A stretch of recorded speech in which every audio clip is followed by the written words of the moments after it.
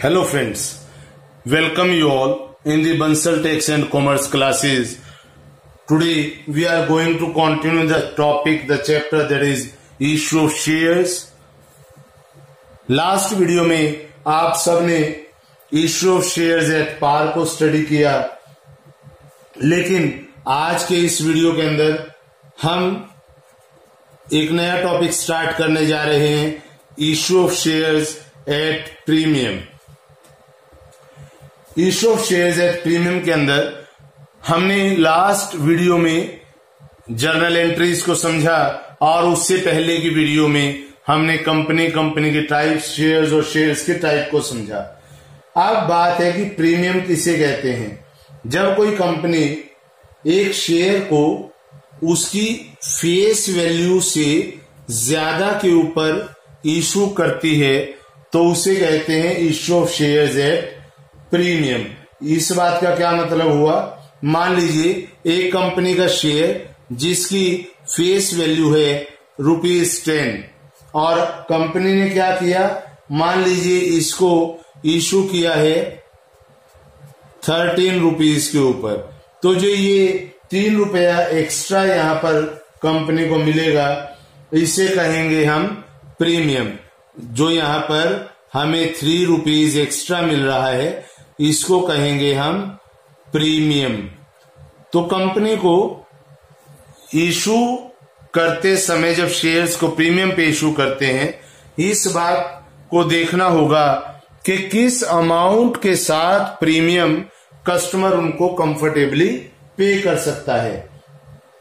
तो यानी हमने कंपनी ने जब शेयर को प्रीमियम पर इशू किया तो ये प्रीमियम इनके लिए कैपिटल प्रॉफिट बन जाएगा। ये प्रीमियम कैपिटल प्रॉफिट का रोल प्ले करेगा, ये रेवेन्यू प्रॉफिट नहीं है। तो हम इसको एक स्पेशल अकाउंट में रिकॉर्ड करेंगे जिसका नाम है एसपीआर अकाउंट। एसपीआर अकाउंट का मतलब security premium reserve account, security premium reserve account. तो security premium reserve account SPR. अब इस पैसे को, जो एसपीआर के अंदर पैसा जाएगा, इस पैसे को हम किस किस पर्पस के लिए इस्तेमाल कर सकते हैं, पहले उस बात के बारे में बात करेंगे हम। मान लीजिए कंपनी का कोई प्रिलिमिनरी एक्सपेंसेस हुआ है, किसी भी तरीके से कंपनी का अगर कोई प्रिलिमिनरी एक्सपेंसेस है तो हम इसको राइट ऑफ करने के पर्पज से एसपीआर अकाउंट को इस्तेमाल कर सकते हैं। या अगर हम fully paid up bonus share issue करना चाहते हैं, फुली पेड अप, बहुत इंपॉर्टेंट बात यहां पर, fully paid up bonus shares अगर हम शेयर होल्डर्स को इशू करना चाहते हैं तो वो एसपीआर अकाउंट से हम कर सकते हैं। और इसके बाद मान लीजिए कोई डिस्काउंट दिया है हमने शेयर्स को इशू करने में या डिवेंचर को इशू करने में, या कोई कमीशन दिया है, तो उनको भी राइट ऑफ करने के लिए हम सिक्योरिटी प्रीमियम रिजर्व का इस्तेमाल कर सकते हैं। तो अब ये तो बात है कि एसपीआर का इस्तेमाल कहां पर हो सकता है। अब हम बात करेंगे कि इसको रिकॉर्ड कैसे किया जाए, और इसकी जर्नल एंट्री मैं आपको एक न्यूमेरिकल के साथ करके दिखाऊंगा ताकि हमें पूरी बात क्लियर हो जाए। मान लीजिए एक कंपनी जिसकी ऑथोराइज कैपिटल मान लीजिए 5 लाख शेयर्स 10 रुपए के हिसाब से ऑथोराइज कैपिटल एक कंपनी की है मान लीजिए, और कंपनी क्या करती है वहां पर 5 लाख तो ऑथोराइज्ड में है, 2 लाख शेयर्स ऑफर करती है at the rate ₹13, at the rate ₹13 each. तो इसका क्या मतलब हुआ कि ये इक्विटी शेयर्स 2 लाख शेयर्स 13 रुपए के हिसाब से कंपनी को ने ऑफर किया है पब्लिक को। और ये पैसा कैसे इनवाइट किया गया है, फॉर 5, और उसके बाद मान लीजिए 2 and 2। मैंने आपको लास्ट वीडियो में बताया था कि 4, 5, 2 and 2 का मतलब 4 is the amount which is termed as application money, 5 means allotment, then 2 means first call and again 2 means final call। इसका क्या मतलब हुआ, देखिए कैसे ट्रीटमेंट करेंगे हम। सबसे पहली बात कि जो ये 3 रुपया यहां प्रीमियम का दिखाई दे रहा है, 10 रुपए वाला शेयर 13 रुपये में दिया है, जो 3 रुपये यहां पर हमें प्रीमियम दिखाई दे रहा है, वो प्रीमियम कब मंगवाया है कंपनी ने इन सिचुएशंस में, ये कैसे पता लगेगा।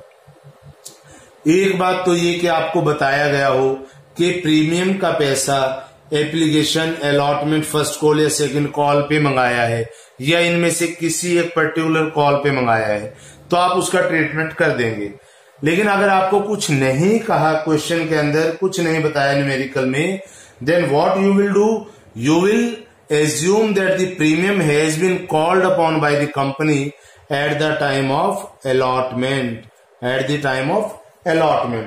तो अब आप क्या करेंगे, इसके केस में अगर मैं जर्नल एंट्री की अब बात करता हूं, तो पहली 2 एंट्री जैसे आपने कल की, बहुत ही सिंपल जर्नल एंट्रीज, फॉर्मेट हमने कल डिस्कस किया था, आप उस फॉर्मेट को फॉलो करेंगे। Bank account debit to equity share application account, और यहां पर हमारा अमाउंट कितना आएगा, 2 lakh shares multiply 4, 8 lakh rupees हमारा एप्लीकेशन मनी आ गया, और ये एप्लीकेशन मनी ट्रांसफर हो जाएगा equity share application account debit to equity share capital account.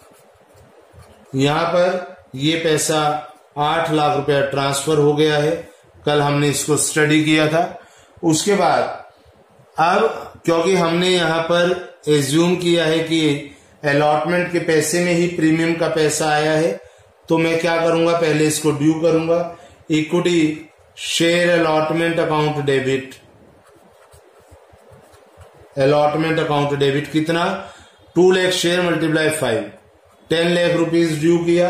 लेकिन इसमें हमारे पास इक्विटी शेयर कैपिटल का कितना है पैसा, उसका पैसा है मेरे पास 4 लाख। कैसे, 2 लाख शेयर्स मल्टीप्लाई 2, इस 5 रुपीज के अंदर 3 रुपया तो प्रीमियम का है, तो कैपिटल का तो 2 ही रुपया हुआ, और उसके बाद 2 SPR अकाउंट 6 लाख, 6 लाख।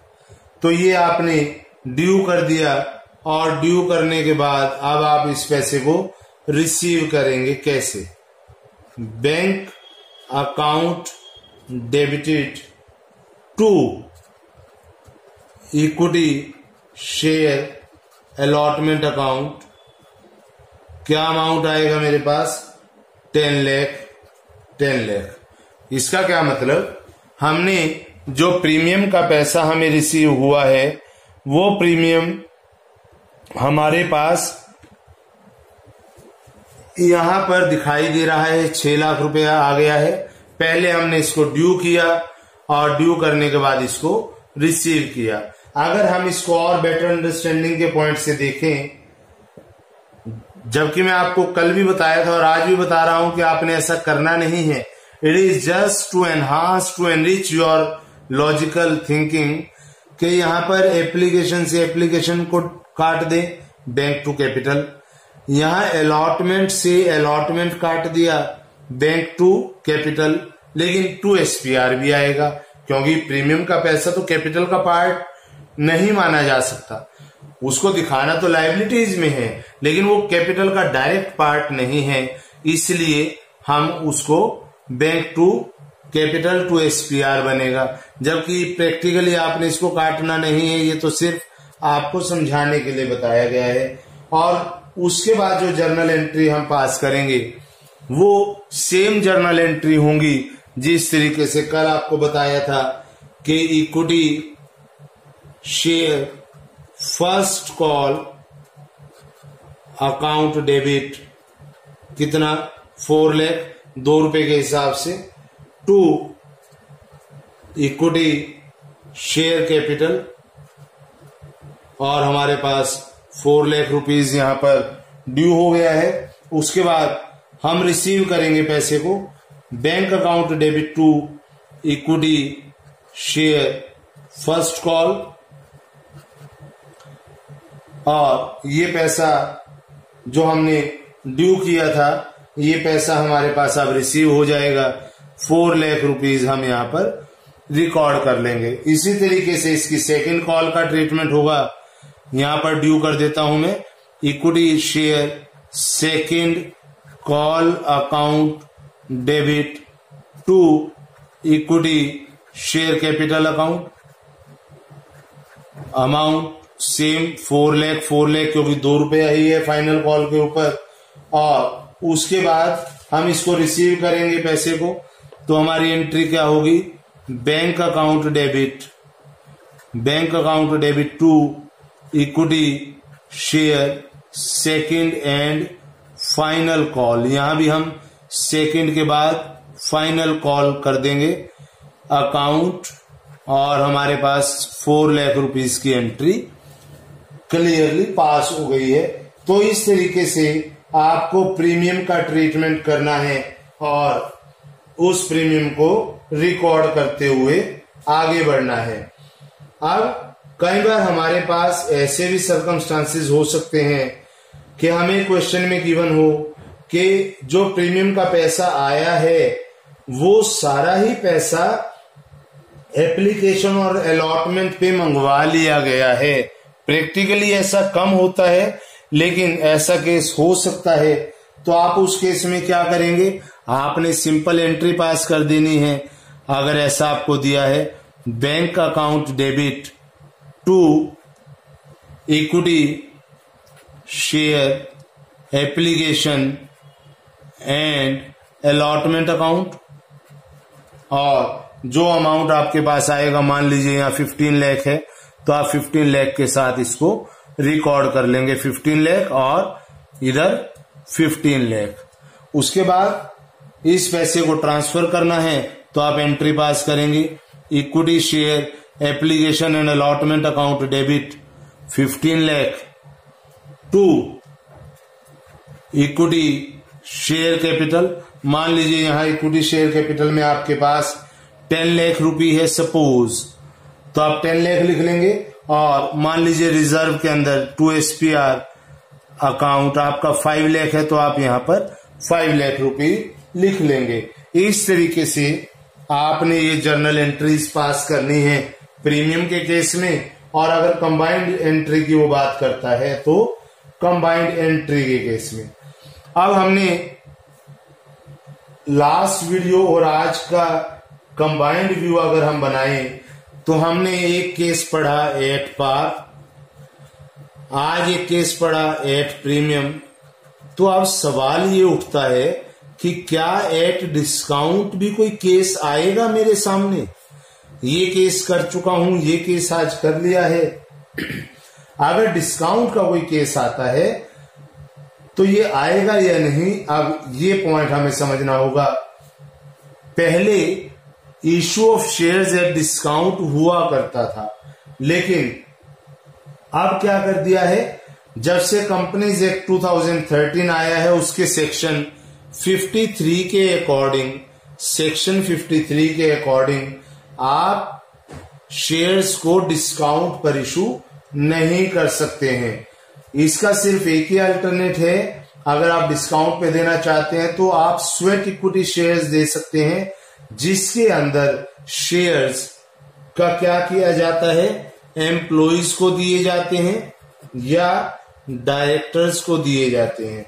जिसमें एम्प्लॉइज या डायरेक्टर्स को शेयर दिए जाते हैं जो उन्होंने सर्विसेज दी, उस सर्विसेज के बदले जब एम्प्लॉइज या डायरेक्टर्स को शेयर दिए जाएंगे डिस्काउंट के ऊपर, तो स्वेट इक्विटी शेयर्स की बात मैं यहां पर कर रहा हूं।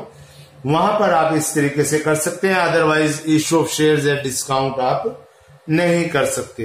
तो अब हमने आज के इस वीडियो के साथ एट पार, एट प्रीमियम और एट डिस्काउंट से रिलेटेड जो भी रूल्स और रेगुलेशन बने हुए हैं वो सब हमने डिस्कस कर लिया है।